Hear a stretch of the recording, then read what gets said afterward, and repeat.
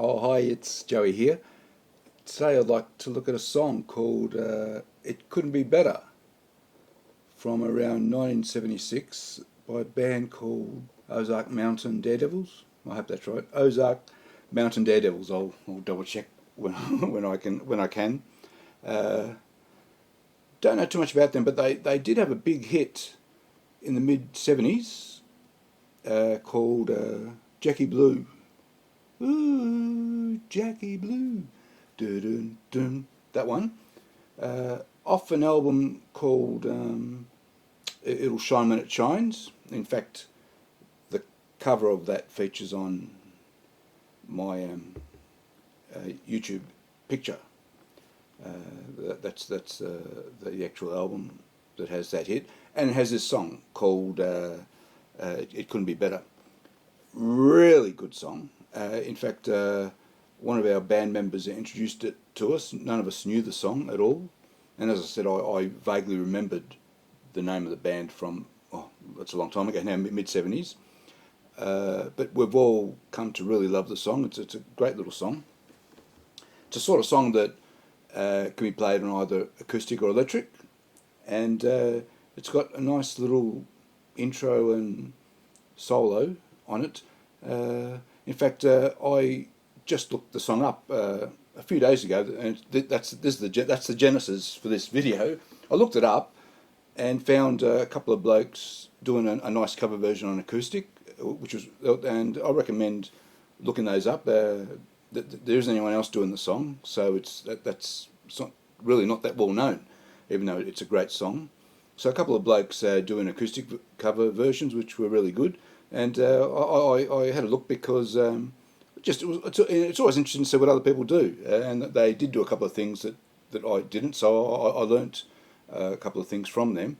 And then there was a comment on one of them saying, it'd be nice to know the intro or the solo, and so in answer to whoever that person was, and maybe one day I'll go back, find it, and direct him back here, but I'm just going to have a look at, I'll briefly look at the chords, and then I will focus on the intro and solo of that song, and then at the end I show both with a backing track off the Digitech Trio using setting Blues number 1, which worked really well with the song. So really nice chord arrangement. So it's in D, so we start with a D.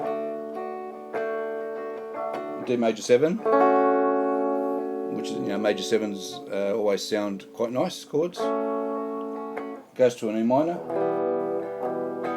Now I've seen arrangements that ask for E minor 7. It's a situation where both work fine, especially if you're up the neck. E minor, E minor 7, or better still, use both. You can do an E minor and throw in the dominant 7 as a transition chord to the next one, which is an A major, and you're back to the D, and D major 7. And because our band has 3 guitarists in total, including an acoustic guitarist, I always like to look for a spot that isn't being used by anyone, so I'm generally up the neck a bit, up the fretboard a bit, doing this partial D here, and then this major 7 here, introducing that high C sharp of the D major 7, E minor here, or E minor 7, and then to the A. Yeah, so, and then with the chorus, it's only those 4 songs for the whole song, and then the chorus, the order changes slightly. It goes from the E minor, couldn't be better, D,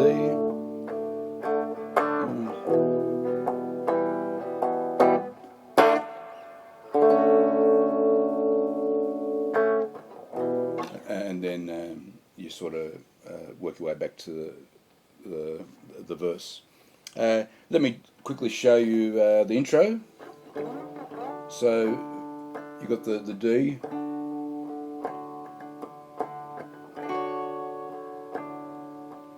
E minor, So at that point, you're basically just going back up the D minor shape on the 7th fret. Oop.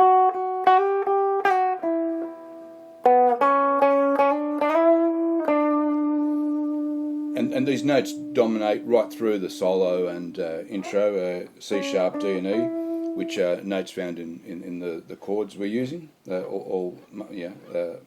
nearly all the chords we're using.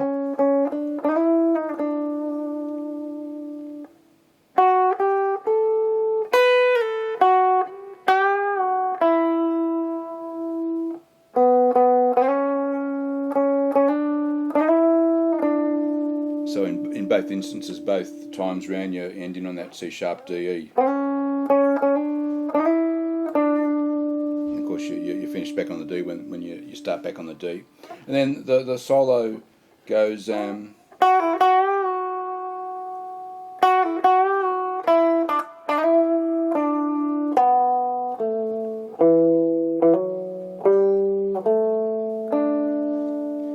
It's one of those solos where,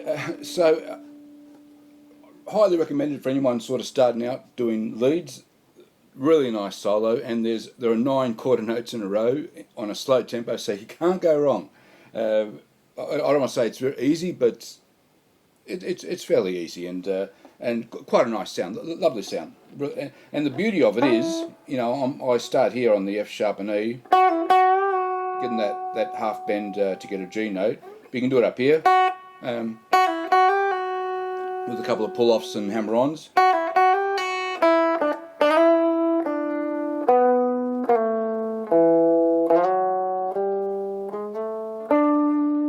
Or up here, this F sharp on the G string I'm on now. Oops, the shape changes.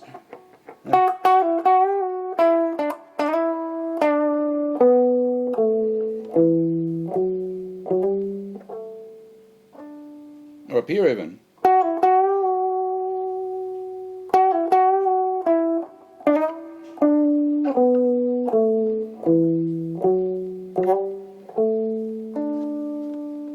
So you can do it up and down the fretboard, you can do it anywhere you want.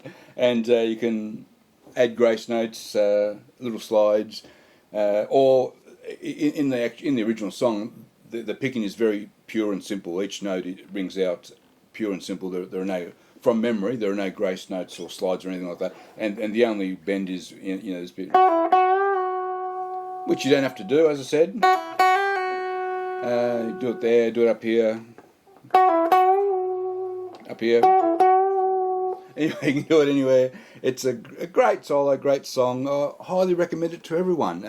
Let's finish up with, I've recorded a backing track, and I do the solo and then the lead, and we finish up with that. Okay, thanks for watching. Bye-bye.